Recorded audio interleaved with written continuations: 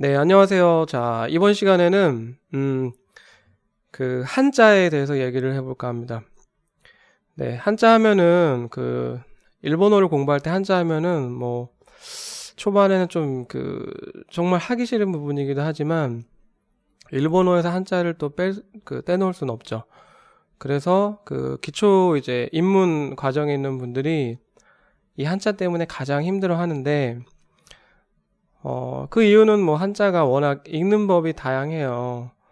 예, 읽는 법이 다양하다 보니까 이걸 다 공부하려고 하다 보면 이제 머리가 깨지는 뭐 그런 현상이 일어나는 거죠. 예. 그래서 오늘은 뭐 읽는 방법이 여러 가지가 있긴 하지만 어떻게 하면은 조금 더 이제 효율적으로 한자에 접근할 수 있는지에 대해서 거기에 대해서 얘기를 해볼까 해요. 자, 먼저 일본어 한자는 읽는 방법이 두 가지가 있어요. 음독, 소리의 발음으로 읽는 음독과 뜻으로 읽는 표현하는 훈독이라는 게 있는데, 그래서 음독과 훈독이 있는 거예요. 두 가지 방법.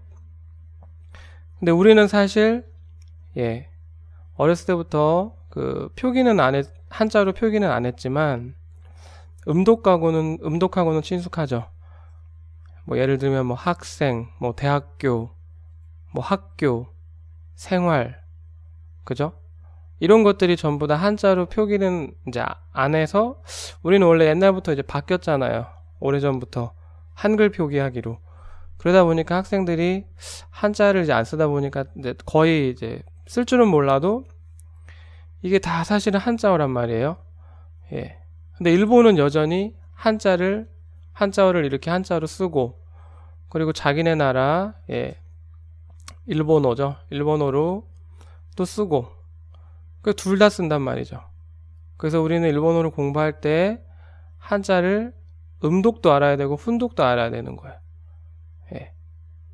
자, 정리하면 일본어의 한자는 읽는 방법이, 표현하는 방법이 두 가지가 있는데, 바로 음독과 훈독 두 가지가 이제 있다라는 겁니다. 훈독은 뜻이에요, 뜻. 음독은 소리, 발음이고. 자, 그래서 제가 이제 낱말 단어를 제시해 놨는데, 거기 보시면 학생으로 돼 있죠, 학생. 학생 뭐 원래 뭐 알고 있었겠지만 한자어죠, 한자어. 그래서 이렇게 지금 발음을 보면 학생은 한자어인데 일본어로는 각세라고 해요. 각세. 예. 학은 각으로 읽고 생은 세라고 발음을 해요. 그래서 이렇게 지금 읽은 건 음독이에요. 소리. 자, 원래 이 학자는 배울학이죠. 배울학. 배우다가 뜻인 거고, 배우는 게 뜻인 거고, 배울학에서 학은 소리, 음인 거예요. 그래서 학으로 읽으면은 음독인 거고, 배우다로 읽으면은 훈독이 되는 거죠. 자, 이해되시나요? 그래서 초보 때 공부하실 때는 뜻으로 읽는 훈독까지는 전부 다 알려고 할 필요는 없어요. 한자를 봤을 때. 물론 이제 동사를 공부하기 시작하면서 순수 일본어. 자, 뜻으로 읽는 게 이제 다른 표현을 하면 순수 일본어가 되는 거거든요. 예를 들어서 배울학자 같은 경우 배우다. 우리말은 순수 한국어가 배우다가 되겠지만 학은 한자어잖아요. 일본도 마찬가지예요. 배우다, 즉 마나부로 읽으면 이게 순수 일본어가 되는 거예요. 근데 초급에서는 보통 한자가 안 나오고 그냥 히라가나만 마나부 이렇게 많이 볼 수 있을 거예요. 먹다는 타베루 이렇게 히라가나로만. 근데 사실은 알고 보면 이렇게 한자가 다 있는 거죠. 이제 그렇기 때문에 이제 쉬운 방법은 처음에는 훈독, 뜻으로 읽는 거에 있어서 너무나 다 알려고 할 필요는 없어요. 예. 훈독은 그냥 우리가 동사를 이제 어떤 단어를 공부할 때 그때 나온 것만 그냥 이제 알려고 하면 되는, 그 정도면 될 것 같아요. 그리고 근데 이제 한 가지 알아야 되는 거, 음독은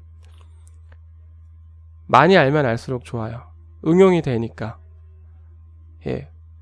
음으로 읽는 거는 그 발음은, 그 단어는 어디에 있든 또 똑같은 음으로 이제 발음이 돼요.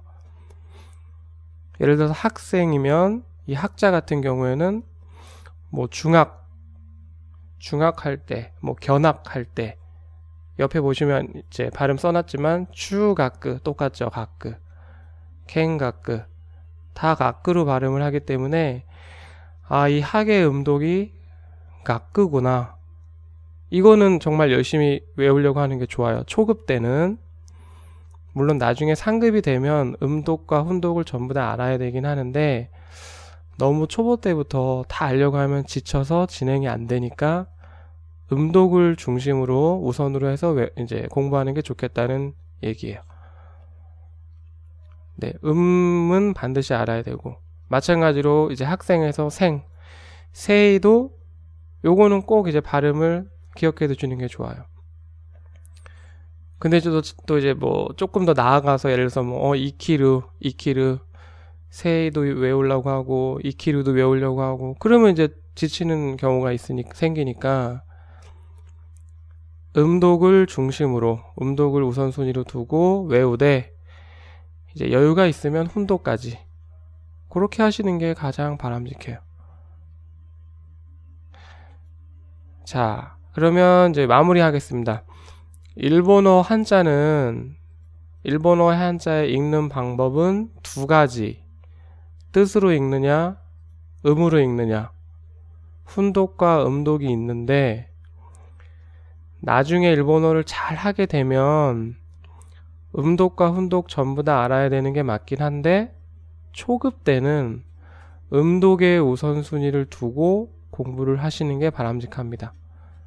예. 그래서 이 학생 같은 경우에 가크, 세 이런 거를 중심적으로 일단 하려고 해야지 반대로 마나부, 이키루 이거는 알고 가크, 세 이거는 이제 뒷전으로 미루면 본인만 더 힘들어지는 거예요. 예. 그리고 나중에 이제 일본어를 공부하다 보면 공부하면 할수록 그 응용력이, 사람이니까 응용력이 생기잖아요. 그리고 이제 한자어가 같은 동양권이니까 같은 한자어로 이제 사용된단 말이에요. 발음만 틀릴 뿐이지. 뭐 예를 들어서 뭐 대학생 여기도 있지만 뭐 중학, 뭐 견학 이런 것도 있지만 그런 식으로 새로운 단어에 대한 어떤 그 추리를 할 수가 있어요. 대충 뭐 이 한자가 이 발음이었으니까 이제 외우진 않았지만 비슷하게. 그럼 또 단어 몰라도 일본인들은 또 대충 또 다 알아들어요. 뭐 이 단어 얘기하는 거냐 이런 식으로.